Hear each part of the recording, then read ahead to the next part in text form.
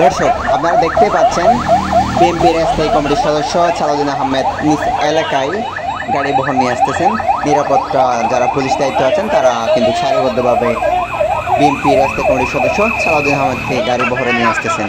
আপনারা জানেন গতকালকে বিএনপির যে চেয়ারপারসন বেগম খালেদা জিয়ার সাথে ঈদের কৌশল বিনিময় করেন। তিনি 8 জুন 2025 পেকুয়ায় রওনা হন কক্সবাজারে 3 দিন সফরের জন্য। তিনি আজ বিএনপির স্থায়ী কমিটির সদস্য, তিনি আজ নিজ এলাকায় পিতামাতার কবর জিয়ারত করেন।